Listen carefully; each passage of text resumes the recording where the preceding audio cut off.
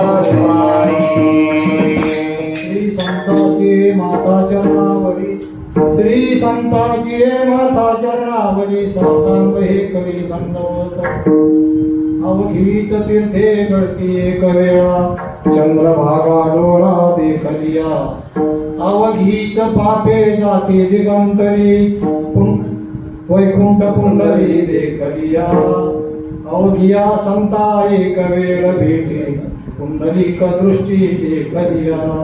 प्रस्तुत प्राप्त प्रसंग या आणि काल पुण्य पावन क्षेत्रामध्ये आपण फार मोठे भाग्यवान आहोत महाराज. आपणास पूजनीय वाल्मिकी महाराज यांच्या आणि काय तर अथक प्रयत्नाने आपण सगळेजण या ठिकाणी आलो. तुम्हाला सांगू का, महाराजाकडे अशी काही मोहिनी शक्ती आहे खरं बोलायचं म्हणजे. आमची आणि महाराजांची पहिल्याच मुक्ताबाईंना भेट झाली. म्हणजे आम्ही आमचे सहकारी आणि आम्ही दरवर्षी एका क्षेत्रावर सप्ताह करायचा ठरवलं आणि तदनुसार पहिला सप्ताह आमचा पंढरपूरला झाला, दुसरा त्र्यंबकेश्वरला झाला, तिसरा सासवडला झाला, तिसरा सासवडला झाला आणि चौथा मुक्ताबाई आळंदीला झाला आणि पाचवा मुक्ताबाई. तर मुक्ताबाईला आम्ही जेव्हा जागा पाहण्याकरता गेलो तेव्हा आदिशक्ती मुक्ताबाईच्या मंदिरामध्ये जागा होती, त्या ठिकाणी सप्ताह सुरू होता. म्हणून आम्ही काय तर सर्व जागा पाहत पाहत कुठं तरी आपल्याला सप्ताह करण्यासाठी जागा मिळेल म्हणून आम्ही फिरत असताना कडक ऊन झालेलो होतो. आमच्यासोबत भिवगावचे हरिभक्तपरायण गजानन महाराज होते, मी होतो, महाराज तुम्ही होते नाही, तुम्ही नव्हते. आम्ही 2-3 ठिकाणी गेलो, पण त्या घरातल्या महिलांनी खिडकी उघडून फक्त आमच्याकडे पाहिलं आणि सांगितलं आमचे महाराज घरी नाही. आम्ही नायगावात पुढे सरकलो आणि पुढे सरकत असताना सद्गुरू जोग महाराजाचं संस्थान आम्हाला दिसलं आणि त्या ठिकाणी आम्ही सहज चौकशी करावी, कारण ऊन भरपूर होतं आणि त्या ठिकाणी झाडं भरपूर आहेत. झाडं भरपूर असल्यामुळे म्हटलं आपण जर मंडप जर दिले तरी आपल्या मंडळीला काही म्हणजे गरमणार नाही जास्त, म्हणून आम्ही त्या ठिकाणी गेलो. त्या ठिकाणी गेल्यानंतर महाराजांच्या घरी ज्यावेळेस गेलो, महाराज कथेनं बाहेर गावी गेले होते. तर हे आम्हाला माहिती नाही, परंतु आम्ही तिथं गेल्यानंतर त्यांच्या सौभाग्यवती बाहेर आल्या. विचारलं काय म्हणजे आई साहेब सुद्धा होत्या. आम्ही त्यांना सांगितलं आम्हाला सप्ताह करायचा आहे त्या ठिकाणी. पहा संस्कार कसे असतात. महाराज ते बोलतच नाही. मी तुम्हाला बोलून गेलो, महाराजांना अशी काही मोहिनी शक्ती आहे, म्हणजे अर्थात जादू नाही बरं का, त्यांच्याकडे आकर्षकपणा समोरच्या माणसाला आकर्षक करण्याची एवढी काही शक्ती आहे. आम्ही पहिल्या भेटीमध्ये महाराजांच्या इतक्या जवळ गेलो जसं काही आमचे पूर्वीचे ऋणाला बंद आहे.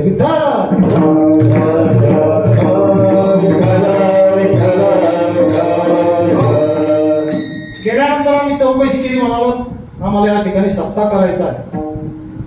आई साहेबांना सांगत म्हणाले काय हरकत नाही, परंतु तुम्ही असं करा, महाराजांना विचारा. महाराज बाहेर गावी कधी करता गेलेले, त्यांनी आम्हाला नंबर दिला. आम्ही महाराजांना फोन केल्यानंतर महाराजांना सांगितलं माझी कथा सुरू आहे, मी 5 वाजता तुम्हाला काय ते सांगतो. मग आम्ही म्हणजे तुम्ही तिथं सप्ताह करायला काय हरकत नाही, पण 5 वाजता तुम्हाला क्लिअर सांगतो. मग आम्ही तिथून निघलो, मलकापूरला गेलो. त्या ठिकाणी आमच्या गावचे एक मुंडे साहेब पोलीसमध्ये, त्यांच्या घरी गेलो. 5 वाजता न सांगता महाराजांनी आम्हाला फोन केला. आम्ही विचारलं काय तुमची काय अडचण आहे. आम्ही सांगितलं आम्ही अशा ठिकाणून आलो, शिंदखेडाच्या रोड, आम्हाला या ठिकाणी सप्ताह करायचा आहे, तर तुमचं सहकार्य पाहिजे. आम्हाला असं वाटतं तुमच्या संस्थांमध्ये त्या ठिकाणी आम्ही सप्ताह करावा. म्हणाले काहीच हरकत नाही, माझ्याकडून तुम्हाला जे लागेल ते सहकार्य मिळेल. त्यांनी सांगितलं मी पाणी आणि लाईट तुम्हाला पुरवतो, बाकीचं नंतर आपण भेट झाल्यानंतर पुरवतो. आम्हाला तेवढंच पाहिजे होतं, बाकी सगळ्या आमच्या पंक्ती वगैरे ठरलेल्या होत्या आणि दरवर्षी पंक्ती ठरलेल्या असतात, त्याच्यामुळे आम्हाला बाकीचं काही ताण नव्हता. महाराज सांगितल्यानंतर आम्ही गेलो आणि त्याच्यानंतर फक्त फोनवर चौकशी केली. आम्ही आमच्या महाराजांना सांगितलं महाराज असं करा, तुम्ही भागवत कथा करता तर मग आमच्या सप्त्यामध्ये तुमचीच भागवत कथा असू द्या, तुमचीच भागवत कथा ऐकावं असा आमचा विचार आहे आणि एक कीर्तन सुद्धा तुमचंच असावं असं आमची इच्छा आहे. ते मला काही हरकत नाही. आता हे जे 8 दिवस आहेत तुमच्या सप्त्याच्या टायमामध्ये, त्या टायमामध्ये मी रिकामाच आहे, मी या ठिकाणी कथा करायला मला काहीच हरकत नाही. आणि आम्हाला दुधात साखर पडल्यासारखी झालं. महाराज तुम्हाला सांगतो आम्ही बऱ्याच ठिकाणी भागवत ऐकले बरं का, म्हणजे अतिशयोक्ती म्हणून नाही किंवा कोणाची स्तुती म्हणून नाही, ऐकल्याने केल्या सुद्धा कथा आमच्या सप्ताहामध्ये आम्ही कथा सुद्धा केल्या, परंतु अशी कथा आम्ही आतापर्यंत ऐकली नाही. विठ्ठल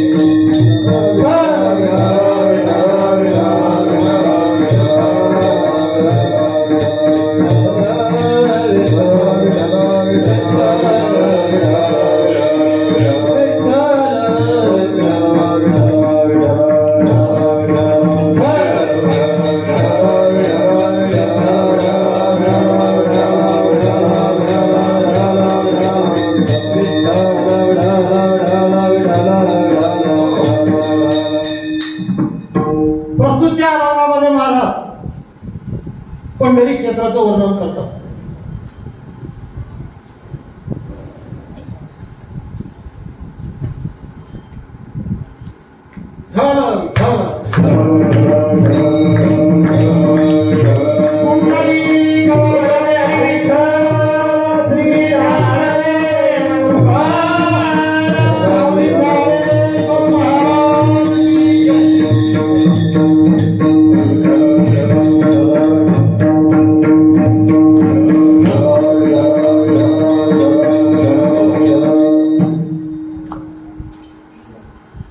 बऱ्याच संतांनी आपण जर गाथे पाहिले तर कोणी फक्त चंद्रभागेचं आपल्या अभंगामधून वर्णन केलंय, कोणी कुंडलिकरायाचं वर्णन केलंय, कोणी देवाचं म्हणजे विठ्ठलाचं वर्णन केलंय आणि कोणी क्षेत्राचं वर्णन केलं.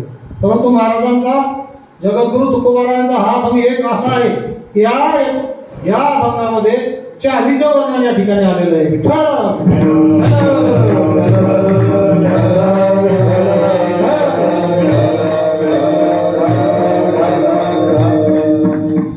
अवघीच तीर्थे घडती एक वेळा. महाराज असं म्हणतात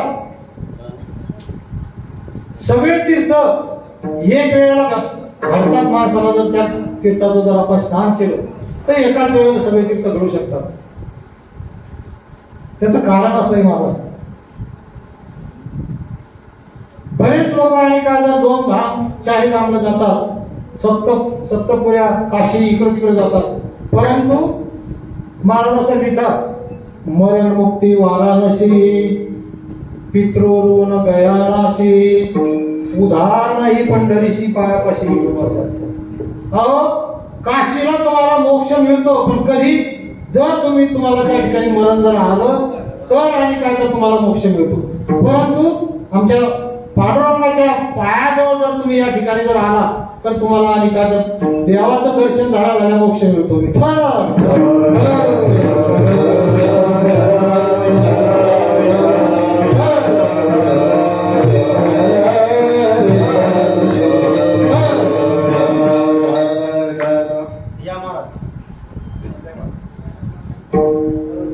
अवघीच तीर्थे घडती एक वेळा चंद्रभागा डोळा देखलिया. अवघीच पापे गेली दिगंतरे वैकुंठ पंढरी देखलिया.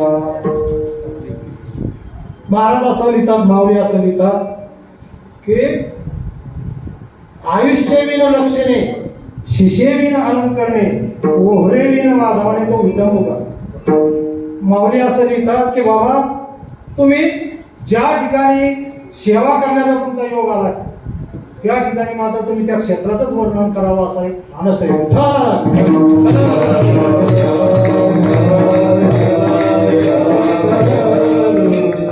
आता महाराजांच्यामुळं पूजनीय वाल्मिकी महाराजांच्यामुळं काय तर आम्हाला हा योग आला. नवे मी काही कुठे अभ्यास केलेला नाही महाराज, तुम्हाला म्हणजे सत्य परिस्थिती सांगतो. आम्ही काही कुठे अभ्यासाला गेलो नाही.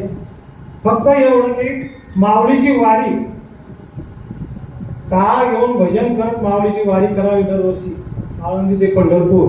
आणि ती आतापासून नाही बरं का, म्हणजे अतिशयोक्ती म्हणून नाही, परंतु आमच्या भागामध्ये आमच्या गावामध्ये सुद्धा माऊलीची वारी कोणालाही माहीत नव्हती.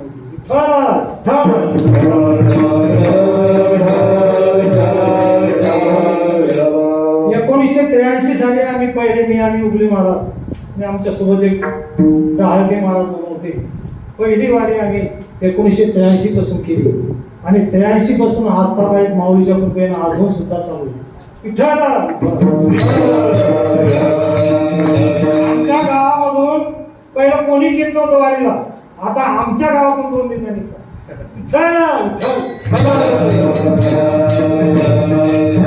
महाराजाची एक दिंडी त्यांना नंबर मिळाला. 2010 मधला 2 नंबर मिळाला त्यांना. आणि दुसरी एक सगळ्या गावा मिळून एक दिंडी. अशा 2 दिंडी आमच्या गावातून निघतात. तर आम्ही फक्त टाळकरी म्हणजे आम्ही कुठलाही अभ्यास केला नाही, कुठं आश्रमात गेलो नाही, कुठं आळंदीला राहिलो नाही. घरी आणि प्रपंचात राहून काय तर अभ्यास म्हणजे जे काय श्रवणात येईल तेच आम्ही काय तर या ठिकाणी सांगण्याचा प्रयत्न करणार आहोत. माऊली असं लिहितात आयुष्य विन लक्षणे शिशे विन अलंकरणे ओहरे विन वाधावणे तो विटंबुका. माऊली असं लिहितात, माऊली दृष्टांत देतात. एका राजाला मुलगा झाला आणि राजाला मुलगा झाल्यानंतर भविष्यकाराला त्या ठिकाणी भविष्य करण्याकरता बोलावलं. भविष्य करण्याकरता बोलावल्यानंतर त्या भविष्यकारानं त्या मुलाचं आणि भविष्य असं वर्णन केलं. म्हणाले महाराज हा फार मोठा सार्वभौम राजा होणार आहे. काय सांगतो, सार्वभौम राजा होणार आहे. राजाला अतिशय आनंद झाला. सगळं झाल्यानंतर सगळ्या आनंद झाला, साखर वाटल्या गेली. परंतु सहजच राजाने प्रश्न केला की महाराज याचं आयुष्य किती आहे, राजकुमाराचं आयुष्य किती आहे. त्या भविष्यकाराचं नंतर आयुष्य रेषेकडे लक्ष गेल्यानंतर तो त्यांना सांगत म्हणाला हा हे महाराज तर 12वीच्या दिवशी संपणार आहे. मग 12वीच्या दिवशी जर हे संपणार आहे मग सार्वभौम राज्य कोण करणार? हे जसं की कमलास्पद आहे महाराज, तसं पंढरी क्षेत्रामध्ये आल्यानंतर पंढरीचंच वर्णन करावं हा त्या ठिकाणचा एक भूमिका आहे. विठ्ठल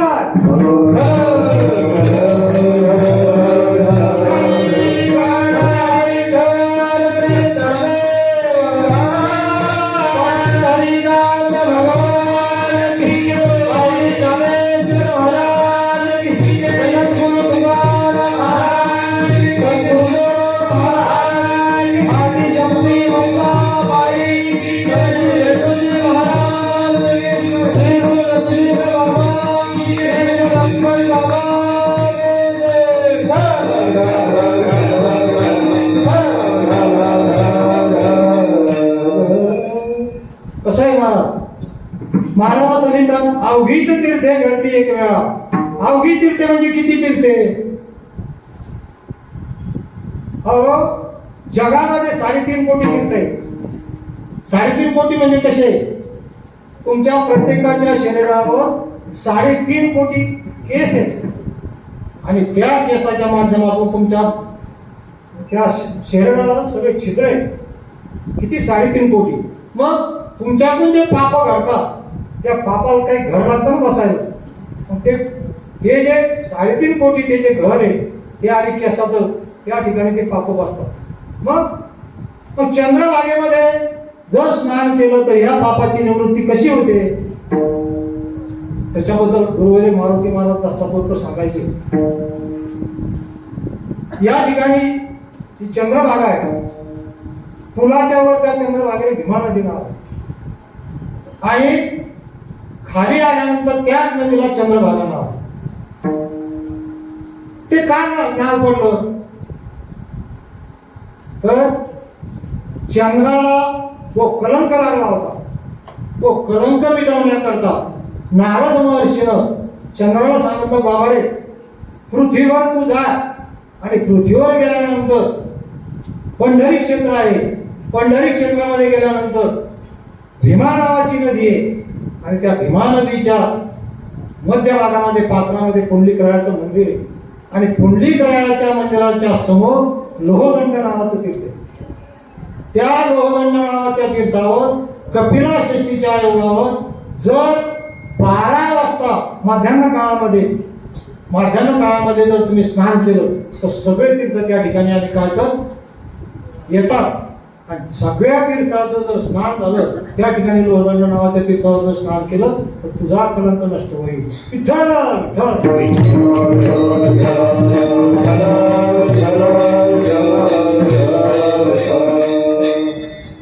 तो योग कपिला षष्ठीचा योग येऊन गेला महाराज पाठीमागे.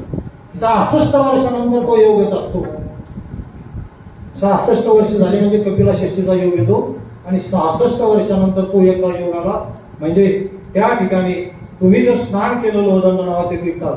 पूर्वीची अशी आख्यायिका होती की त्या ठिकाणी दगडाची नाव पाण्यावर तरंगत होती. असं त्या ठिकाणाचं महत्व आहे. मग आम्ही तो प्रयत्न केला होता. ज्या वर्षी कपिला षष्ठीचा योग होता त्या वर्षी मला आम्ही वाढील होतो आणि आम्ही तिकडं पाठीमागून उतरत होतो. आम्ही इकडं गावामध्ये जागा भेटायची नाही. आम्ही बरोबर 11:30 वाजता तिथून पळत निघालो आणि आषाढीच्या दिवशी कपिला षष्ठीच्या योगावर आम्ही त्या ठिकाणी लोहदंडामध्ये येऊन काट स्नान केलं बरोबर 12 वाजता. विठ्ठल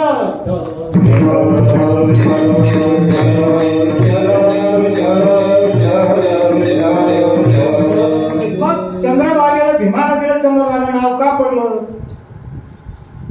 चंद्र स्वर्गामधून पृथ्वीवर आला आणि पृथ्वीवर आल्यानंतर त्या चंद्राला माहिती नव्हतं लोहदंड नावाचं तीर्थ कोण्या ठिकाणी. तो आता जो पूल आहे मोठा वरचा त्या पुलाच्या वरून काय तर त्या ठिकाणी स्नान करायला लागला. पण नारद महर्षी त्या ठिकाणी आणि लगेच हजर झाले आणि सांगितले चंद्रा अरे बाबा फक्त हे पळ म्हणजे थोडासा टाइम राहिला. तू मात्र आता काय कर ताबडतोब इथून पळ आणि पुंडलिकाच्या मंदिराजवळ जा. पुंडलिकाच्या मंदिराच्या समोर जे लोहदंड नावाचं तीर्थ आहे त्या ठिकाणी जाऊन जर तू स्नान केलं तर तुझा आणि कलंक नष्ट होईल. म्हणून तिथून चंद्र पळाला. काही का असे चंद्र तिथून पळाला म्हणून त्या भीमाला गेला चंद्रासारखा आकार आला आणि म्हणून चंद्रभागा नाव पडलं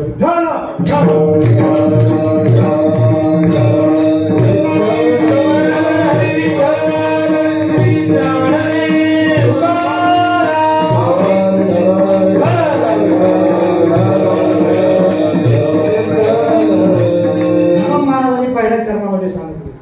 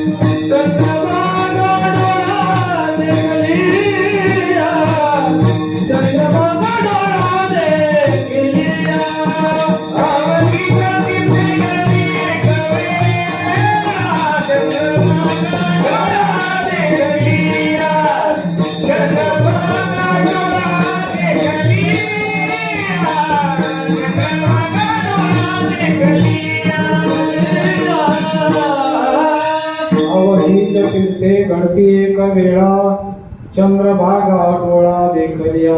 जर नुसतं डोळ्यानं सुद्धा चंद्रभागा पाहिली, स्नान नंतर डोळ्यानं जरी पाहिली तरी सुद्धा सगळ्या तीर्थाचं स्नान केल्याचं तुम्हाला पुण्य मिळतं. हे मी नाही सांगत, प्रमाण देतो तुम्हाला. शंकर सांगे ऋषी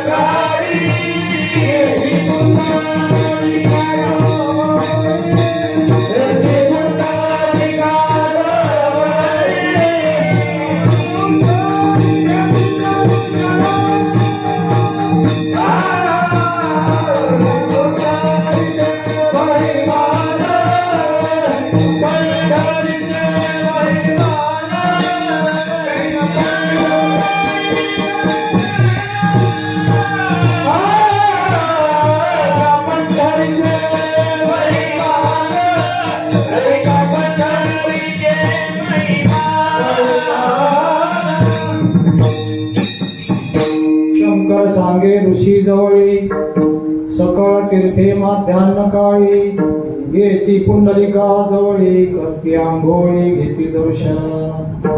काय झालं पहा एकदा स्कंद मुनीला 88,000 ऋषी काय तर त्या ठिकाणी म्हणाले महाराज असं एखादं तीर्थ आहे का, असं एखादं भूवैकुंठ आणि का आहे का पृथ्वीच्या पाठीवर लोकांना पावन होण्याकरता असं काही आहे का म्हणाले तीर्थ एखादं. स्कंद मुनी सांगितलं म्हणाले मला तर काही माहिती नाही, परंतु आपण भगवंताकडे जाऊ, श्री शंकर महादेवाकडे जाऊ आणि त्या ठिकाणी त्यांच्याकडून सगळं विचारून घेऊ. आणि मग त्या ठिकाणी गेल्यानंतर पार्वती मातेने सुद्धा हाच प्रश्न काय तर भगवंताला विचारला होता आणि भगवंताला विचारले असताना त्यांच्या त्या ठिकाणी तशी चर्चा चालू होती. एवढ्यामध्ये ऋषी मुनी सगळे गेले आणि मग मात्र हे जे प्रमाण मी तुम्हाला दिले ते प्रमाण भगवंतानं डायरेक्ट ऋषीला सांगितलं. शंकर सांगे ऋषी जवळी सकळ तीर्थे माध्यान्ह काळी येती पुंडलिका जवळी करती आंघोळी घेतली दर्शन. विठ्ठल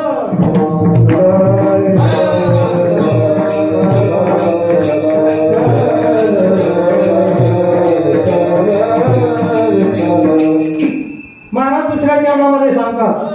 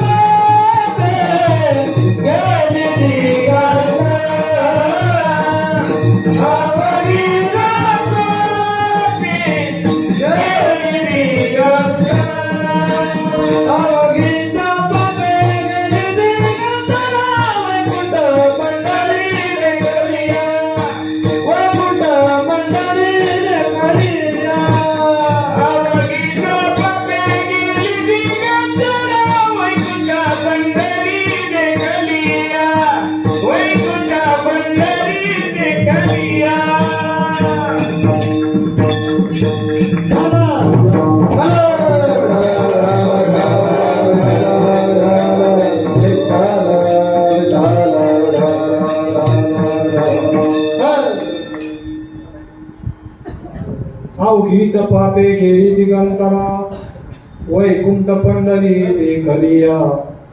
महाराज असं सांगतात की बाबा पंढरपूर जर नुसतं आणि काय तर डोळ्यानं जरी पाहिलं इथं आल्यानंतरचा सहवास वेगळा.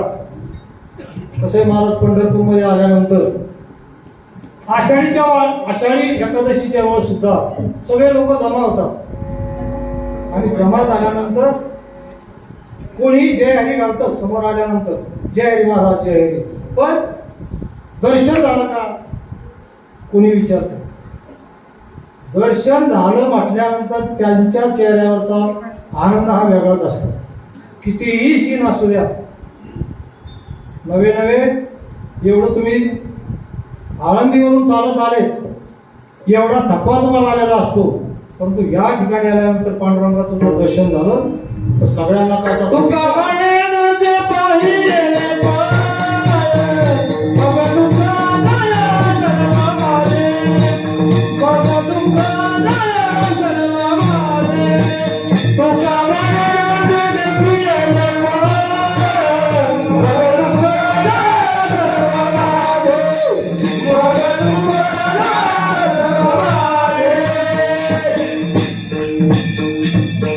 तुका म्हणे तुझे देखील पाहिजे.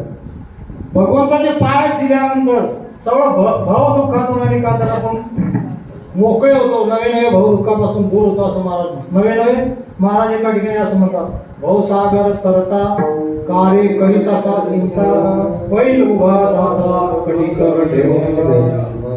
हा भाऊसागर किती आहे म्हणाले महाराज. सागर म्हणजे काही समुद्र नाही बरं का, हा संसार सागर.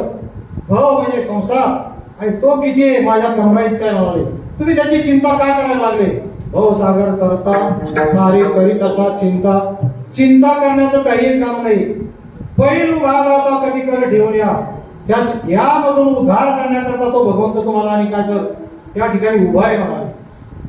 मी तुम्हाला सांगत होतो की पंढरी क्षेत्र पूर्वीच्या काळामध्ये या ठिकाणी भीमा नदीच्या काठात गुरुस्थळी नावाचं गाव होतं. ज्या ठिकाणी आता सध्याची पंढरपूर या ठिकाणी गुरुस्थळी नावाचं गाव होतं आणि गुरुस्थळी नावाच्या गावामध्ये या ठिकाणी जानूदेव आणि सत्यवती असे पुंडलिकरायाच्या आई वडिलाचं नाव होतं. एक कुटुंब राहत होतं. पुढं चालल्यानंतर त्यांना मुलगा झाला पुंडलिकराय. पुंडलिकराय झाल्यानंतर पुंडलिक मोठा झाला. घरची परिस्थिती चांगली होती म्हणून चांगल्या घरची पत्नी आणि काय तर पुंडलिकरायाला मिळाली. पुंडलिकरायाला मिळाल्यानंतर परिस्थिती अशी झाली, लग्न झाल्यानंतर जोपर्यंत लग्न होत नाही तोपर्यंत आई आई असते आणि नंतर लग्न झाल्यानंतर मात्र आई विसरून जाते. आई नसतेच असणार.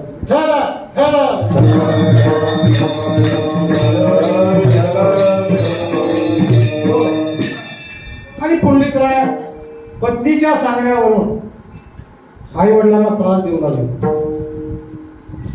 आई वडिलांना त्रास इतका देऊ लागले की त्यांचे जे घोडे होते त्या घोड्याचा खराडा करणं वगैरे वगैरे जे कामं त्यांना सांगायचे आणि शिळे तुकडे आई वडिलांना द्यायचे. आई वडील कदरले, पुंडलिकाच्या जाचाला कंटाळले ते आणि गावामधून काही लोक तीर्थयात्रा करण्याकरता निघाले होते. म्हणून त्यांनी पुंडलिकाला विचारलं, बाबा रे, गावातली काही मंडळी आणि काय तर तीर्थयात्रा करण्याकरता निघाले, आम्ही मात्र काय तर तीर्थयात्रा करण्याकरता जातो. पुंडलिकानं बायकोच्या सांगण्यानुसारच त्यांना परवानगी दिली. विठ्ठला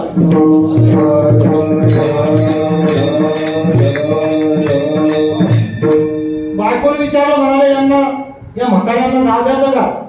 तिने सांगितलं काय हरकत नाही म्हणाले, रोज तिथंच पडेल असं गेले तरी चालतात.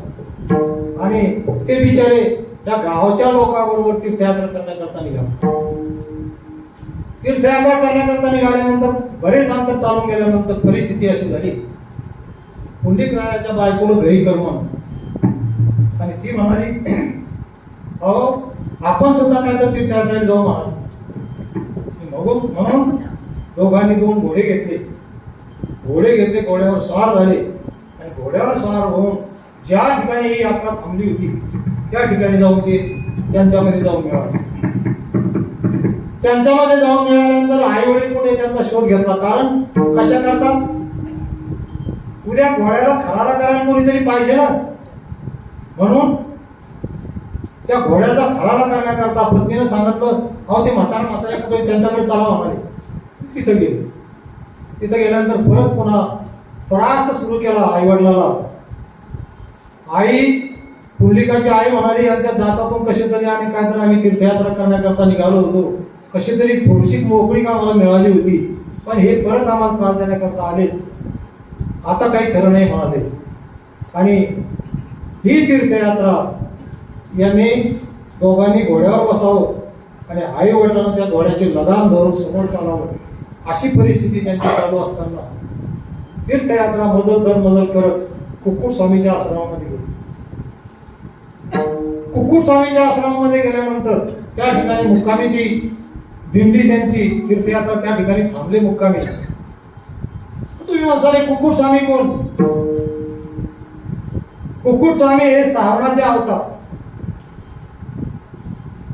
श्रावण बाळ आई वडिलांची कावड घेऊन काशीला निघाले होते आणि काशीला निघाल्यानंतर मध्ये तुम्हाला ती कथा सगळी माहिती आहे.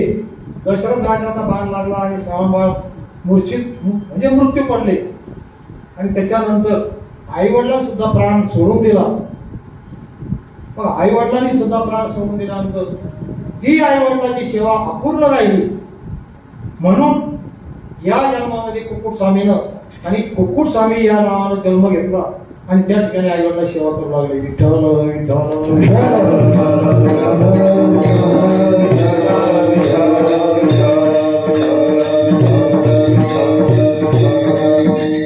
याच्या अगोदरची एक कथा नाथ महाराजांनी भावार्थ रामामध्ये लिहिली.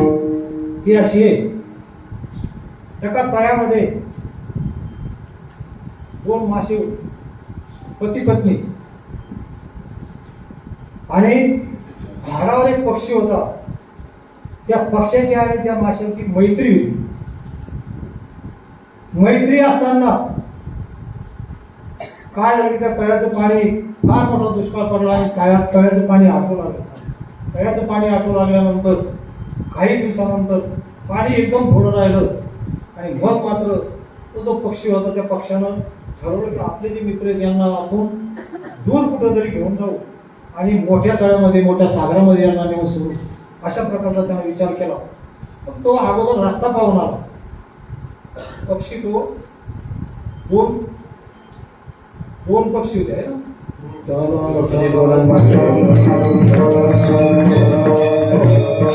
पक्ष्याचा जोडपा होता दोन आणि एकच मासा होता. बोलता बोलता कसं आहे आमचं वय झालं महाराज, खरं म्हणजे आम्ही 72-73 तसं 60 नाटी होती म्हणतात महाराज. त्याच्यामुळे कधी कधी विसरू शकता.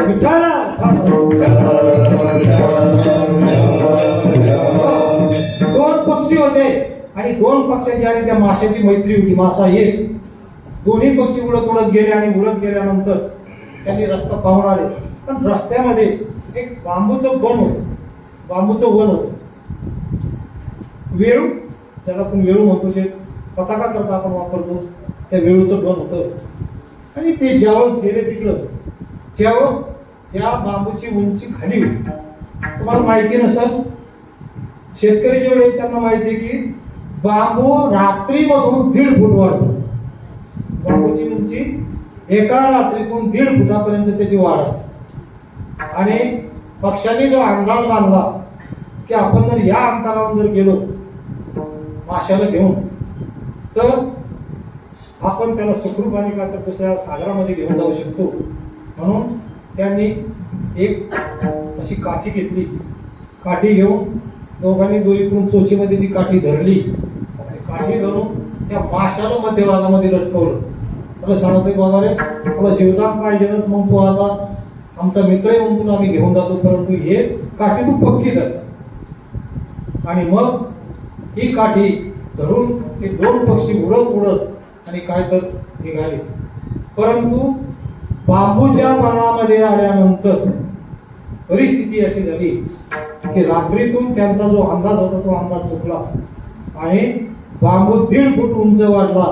तुम्हाला माहिती आहे, बांबूचं जर तुम्ही पाहिलं असेल कलम, त्या बांबूला वाढत असताना अतिशय आणेदार टोक असते. इतकं आणेदार असते की माणसाच्या हाताला सुद्धा जर हे केलं तरी हात कापत, इतकं आणेदार टोक असते. आणि ते जेव्हा उडत चालल्यानंतर परिस्थिती अशी झाली की उडत चालत असताना त्या माशाच्या पोटामध्ये तो बांबू लागला. बांबूची ती उंच भाग होता, तो भाग लागला आणि त्या बांबूमुळं तो मासा बरोबर मध्ये चिरला.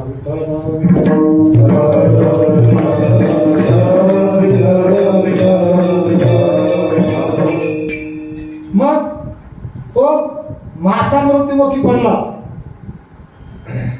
पण त्या माशाला यांचे उपकार फेडण्याकरता पुढच्या जन्मामध्ये तोच मासा कुक्कुट स्वामी झाले आणि त्यांच्या आई वडिलांची ते त्या ठिकाणी सेवा करू लागले.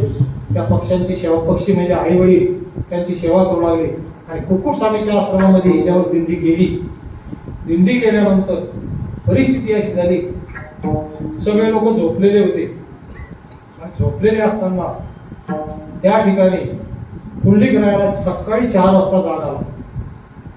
जसं आपण सकाळी वारकरी सगळे काकड्यासाठी उठतात तसं सकाळी जाग आला. परंतु जाग येऊन झोप येईल म्हणून अंथरुणावरच आम्ही काय करतो त्या ठिकाणी बसला पुंडलिकराय. तेव्हा त्याला असं पाहिलं की कुक्कुट स्वामीच्या आश्रमामध्ये 3 काळ्याकुट्ट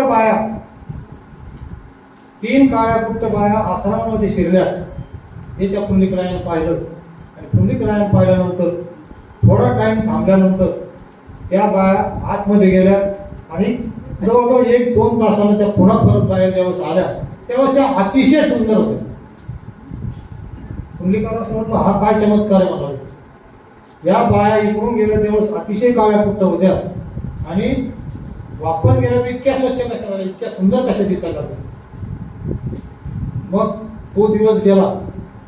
दुसऱ्या दिवशी पुंडलिकराय बरोबर 4 वाजता उठून बसले आणि बरोबर 4-4:30च्या टायमामध्ये त्या 3 बाया परत त्या ठिकाणी आल्या.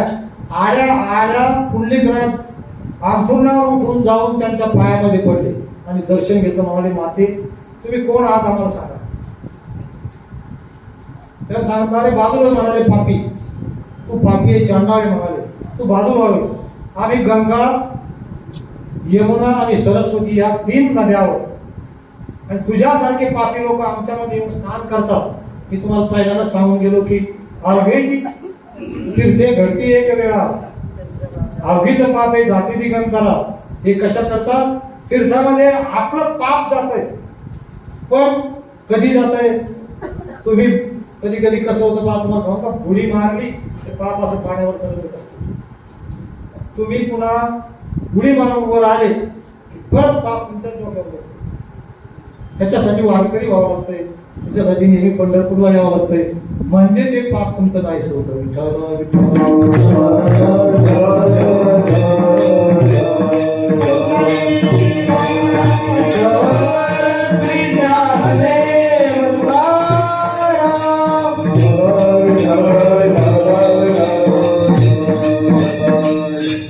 आणि मग मात्र पुंडलिकराय बाजू झाले आणि त्या यमुना, गंगा, सरस्वती त्यांनी सांगितलं तुझ्यासाठी पापी लोक येऊन आमच्यामध्ये स्नान करतात. मग पुंडलिकाने विचारलं तुम्ही इथं आल्यानंतर स्वच्छ का होता, कशा होता. त्यांनी सांगितलं हे जे कुक्कुट स्वामी आहेत हे त्यांच्या आईवडिलाची सेवा करतात आणि आईवडिलाची सेवा करत असताना आम्ही या ठिकाणी येऊन महाराजांचा आश्रम सगळा ठिकाणी स्वच्छ करतो, या ठिकाणी झाडून घेतो, सडा समार्जन करतो आणि सडा समार्जन केल्यानंतर रांगोळी वगैरे काढल्यानंतर आम्ही ज्यावेळेस स्वामीजीचं दर्शन घेतो त्यावेळेस आमचं रूप एकदम पालटतं आणि अतिशय सुंदर होतो. म्हणजे पूर्वरूपाला आम्ही येतो.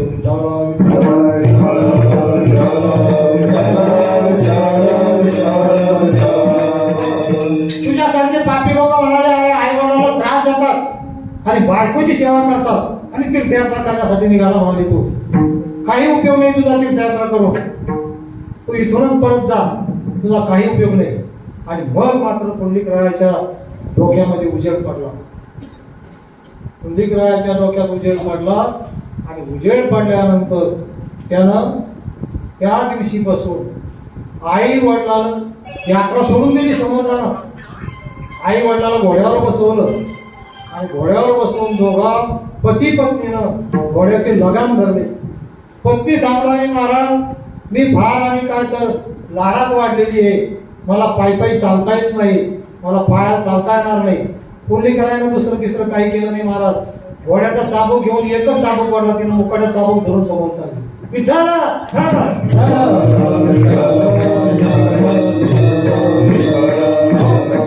आणि तिथून आई वडिलाला घरी आणलं. घरी आणल्यानंतर हे गुरुस्थळी नावाचं गाव, मी इथून तुम्हाला बाजूला घेऊन गेलो. गुरुस्थळी नावाच्या गावामध्ये या ठिकाणी येऊन आई वडिलांची सेवा पुंडलिकराय करू लागले. मग इकडं परिस्थिती अशी झाली महाराज, रुक्मिणी माता रुसून हा दिंडीर वनात आला. दिंडीर वनामध्ये येऊन तपश्चर्या करू लागला आणि भगवंताला गोकुळामध्ये कृष्णाला माहिती झालं की रुक्मिणी रुसून गेली. म्हणून रुक्मिणीची समजूत काढण्याकरता भगवंत या ठिकाणी आले. भगवंत या ठिकाणी आल्यानंतर रुक्मिणीची समजूत काढून तिला समजावून सांगितलं आणि मग पुंडलिकरायाच्या घरापर्यंत त्या ठिकाणी गेले.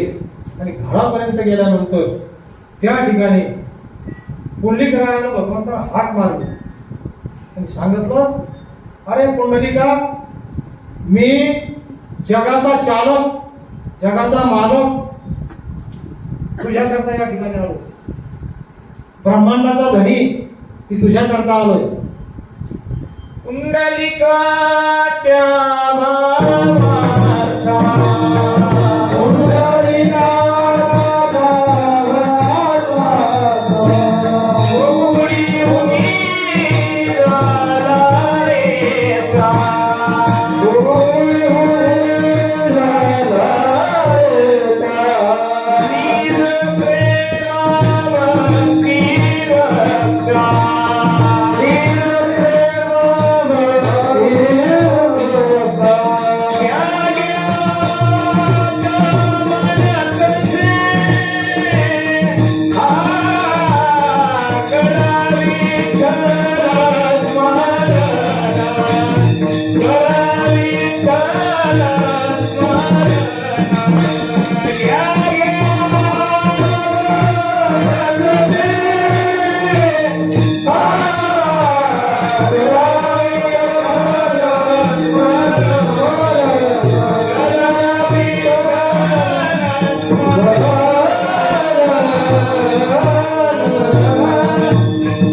पुंडलिकाच्या भावार्था, गोकुळी होनी झाला येता, निज प्रेम भक्ती भक्ता घ्या घ्या तसे. पुंडलिकाचा भाव जाणून भगवंत या ठिकाणी त्याला भेटायकरता आले. परंतु पुंडलिकानं देवाला सांगितलं, अरे पुंडलिका, मी तुझ्या भेटी करता आलोय. पुंडलिकानं सांगितलं, खबरदार, तू जरी ब्रह्मांडाचा धनी असशील पण मी माझ्या आई वडिलांची सेवा करायला लागलो.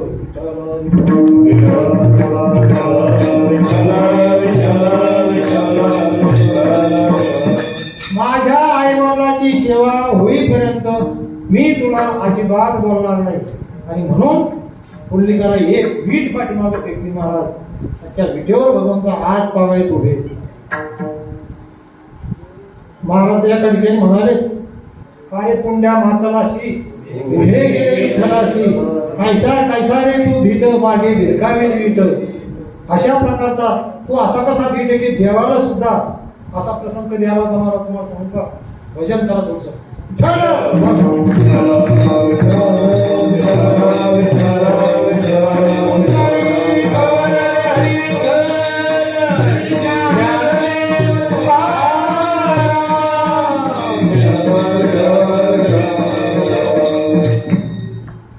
तुकाराम महाराजांचे पट्ट शिष्य निळोबा. तुकाराम महाराजांची आणि निळोबारायाची भेट झाली. भेट झाल्यानंतर त्यांनी सांगितलं, तुला मी अनुग्रह दिल्याशिवाय जाणार नाही. दोघांमध्ये ठरलं. अनुग्रह दिल्यानंतर जाईल म्हणून, परंतु महाराज अगोदरच वैकुंठाला निघून गेले. पण परिस्थिती अशी झाली, तुकाराम महाराजांनी गाथा बोलावल्यानंतर 13 दिवस उपोषण केलं. 13 दिवस उपाशी राहून इंद्रायणीच्या काठावर. पण निळोबाराय एवढे कट्टर होते, त्यांनी 42 दिवस उपोषण केलं महाराज.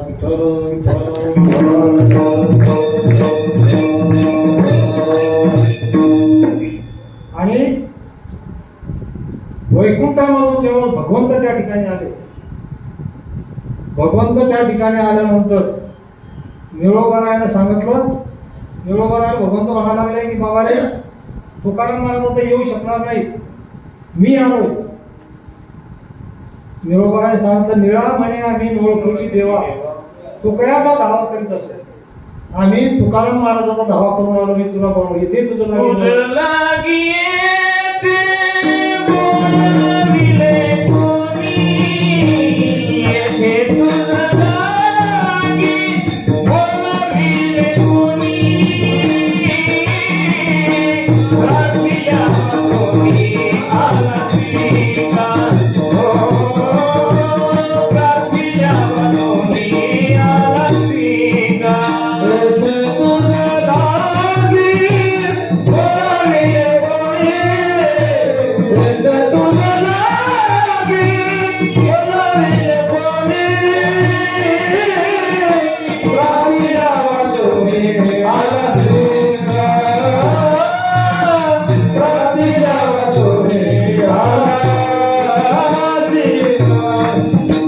येथे तुझ लागी बोलाविले कोणी प्रार्थया वाचून आला शिका.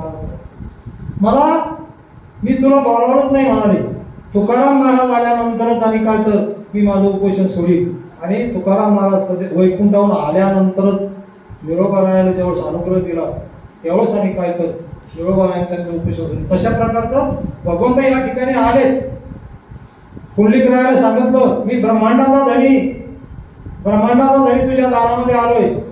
तरीही पुंडलिकानं पीठ फेकली आणि भगवंताला उभं केलं.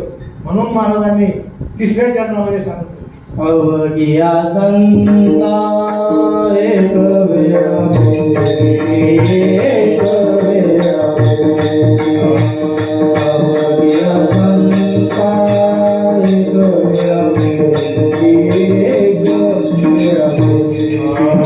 अवघिया संता एक वेळा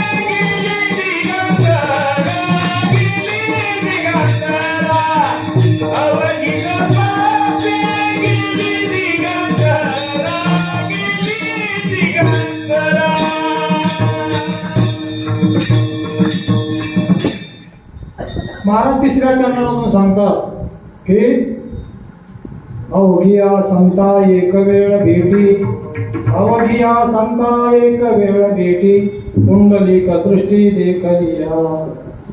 कसं आहे महाराज तीर्थाला संतांमुळे महत्व, तीर्थाला देवामुळे महत्व.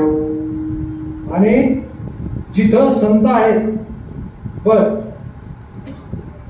कायम संत कायम देव ज्या ठिकाणी राहिले त्याला क्षेत्र म्हटलं.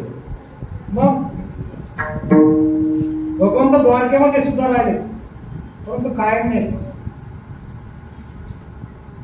गोकुळामध्ये काही दिवस राहिले कायम नाही. तसे संत ज्या ठिकाणी कायम आहेत त्या ठिकाणी सुद्धा त्या तीर्थाला महत्व येतं, त्या क्षेत्राला महत्व येतं. माऊली आळंदीला आहे, पहिले होते आजही आहे. ज्ञानदेव घेतले दान, ज्ञानदेव घेतले दान, ज्ञानदेव घेतले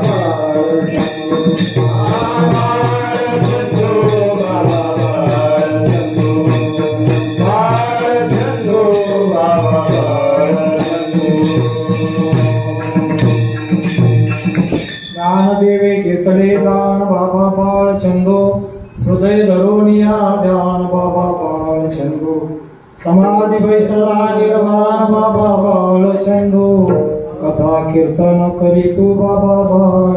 माऊली पहिले होते आजही आहेत, म्हणून आणि का तर आळंदी क्षेत्रात म्हणतो. तसं ज्या ठिकाणी संत कायम असताना असतात त्यालाच आणि क्षेत्र म्हटलं जातं, त्याला तीर्थक्षेत्र म्हटलं जातं. ज्या ठिकाणी नवे नवे कथा त्रिवेणी संगम, देव भक्त आणि नाम तेथीचे उत्तम चरण रजवंदिता. म्हणून महाराज म्हणाले की पुंडलिकाची जर एक वेळ पुंडलिकाचं दर्शन घेतलं तरी सुद्धा सगळ्या संतांची आणि का तर भेट झाल्यासारखं. महाराज कुठेही जगाच्या पाठीवर जर गेलं तर पुंडलिकासारखा संत नाही, चंद्रभागेसारखं तीर्थ नाही, पांडुरंगासारखा देव नाही आणि पंढरीसारखं क्षेत्र नाही. ऐसा विठेवर देव कोठे, ऐसा विठेवर देव कोठे, ऐसा विठेवर देव कोठे, ऐसा विठेवर देव कोठे. ऐसे चंद्रभाग, ऐसे विभातीला, ऐसे चंद्रभाग, ऐसे विभातीला, ऐसे चंद्रभाग, ऐसे विभातीला, ऐसे चंद्रभाग, ऐसे विभातीला. ऐसा विठेवर देव कोठे,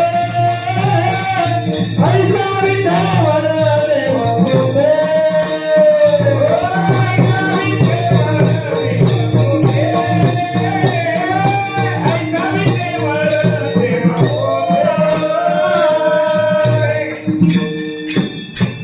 ऐशी चंद्रभागा ऐशे भीमा तीर, ऐसा विठेवर देव कुठे. कुठेही जगाच्या पाठीवर असं तीर्थक्षेत्र नाही किंवा कुठेही जगाच्या पाठीवर तुम्हाला स्पर्श दर्शन कुठेही नाही. फक्त एका भगवंताखेरीज पांडुरंगा विठ्ठलाचंच दर्शन, तुमचं स्पर्श दर्शन होऊ शकतं, बाकी कुठेही कोणत्याही तीर्थक्षेत्रावर नाही. तुकाराम महाराजांना असं लिहिलंय, उदंड पाहिले उदंड ऐकले, उदंड वर्णले क्षेत्र महिने, ऐशी चंद्रभागा ऐशी भीमातीर, ऐसा विठेवर देव कोठे. एक जण सहज शंका काढली, काव महाराज म्हणाले तुकाराम महाराज तर पंढरी सोडून कुठे गेलेच नाही. पण त्यांना काय माहिती की उदंड पाहिले उदंड ऐकले, अनेक तीर्थक्षेत्र पाहिले. त्याची शंका निवारण अशी केली की तुकाराम महाराज हे काही साधे सुद्धा नव्हते, हे ब्रह्मवेत्ते होते. आणि ब्रह्मवेत्याने एका ठिकाणी बसून जर ध्यान केलं तरी जगाच्या पाठीवरचं काही सुद्धा त्यांना दिसतंय हे मी म्हणत नाही. तुकाराम महाराजांच्या आरतीमध्ये म्हणतात तुकिदा तुलनेचे ब्रह्म तुकारिया तुझा तुलनेचे तुकिदा तुलनेचे ब्रह्म तुकारिया तुझा तुलनेचे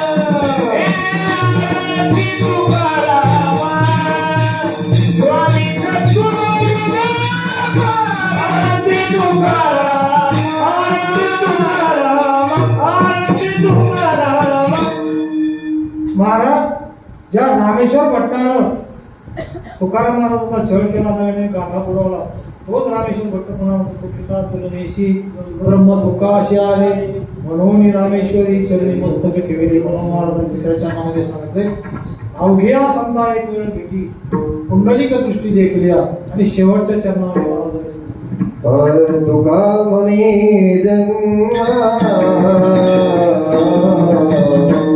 आल्या देवा तुका म्हणे जन्मा आल्या देवा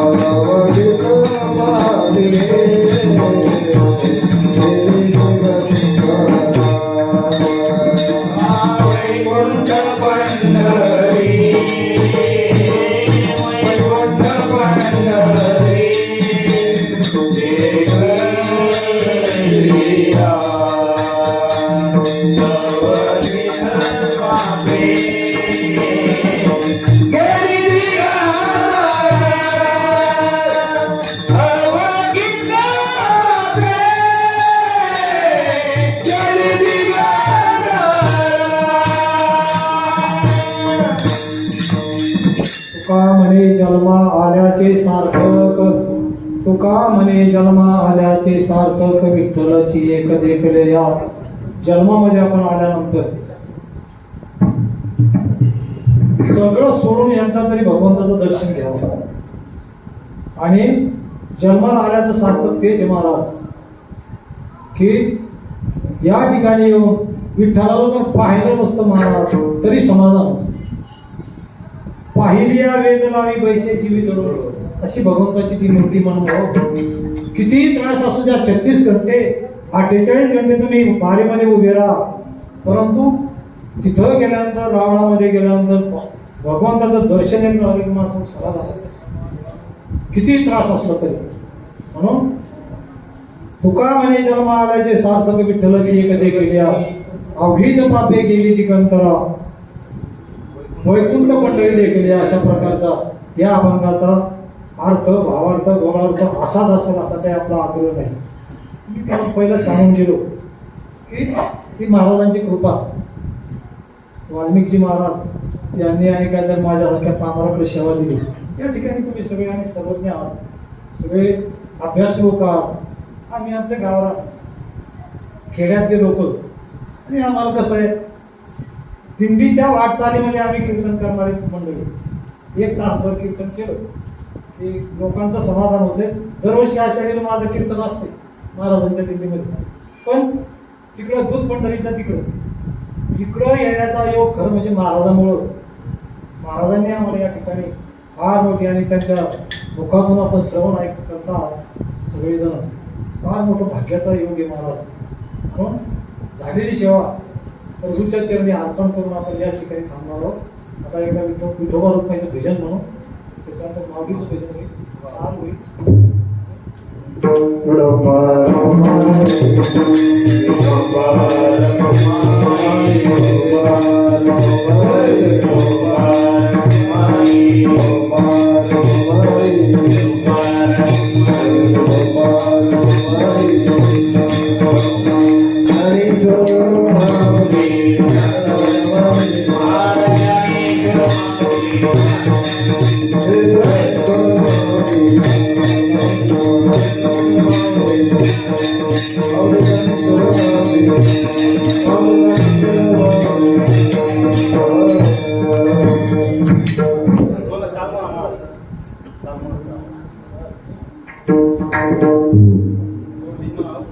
तुका म्हणे जन्म आल्याचे बातक, तुका म्हणे जन्म आल्याचे बातक, आल्याचे बातक, तुका म्हणे आल्याचे बातक, तुका म्हणे जन्म आल्याचे बातक, तुका म्हणे जन्म आल्याचे बातक, तुका म्हणे जन्म आल्याचे बातक, तुका म्हणे जन्म आल्याचे बातक.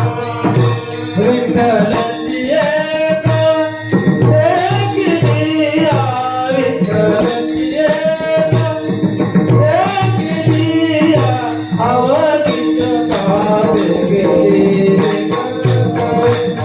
अवघीच पावे गेली गंगाची. विठ्ठलाची एक देखिलिया, विठ्ठलाची एक देखिलिया, अवघीच पावे गेली गंगाची, अवघीच पावे गेली गंगाची, अवघीच पावे गेली गंगाची. अवघीच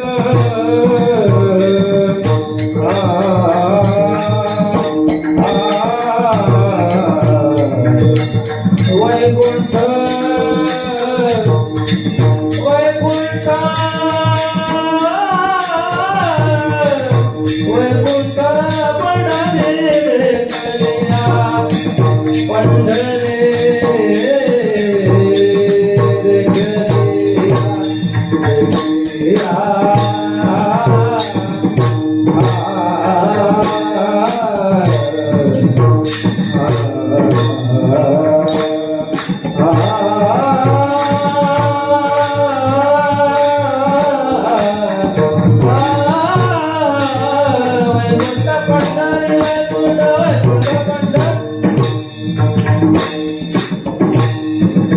वैकुंठ पंढरी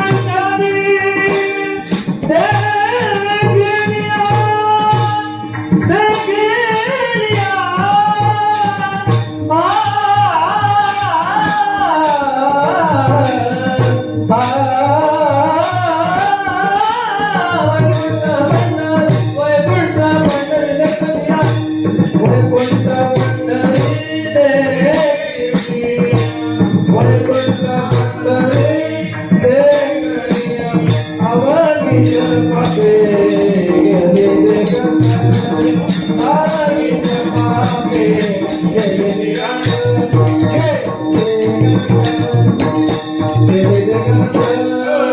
तुकाराम जय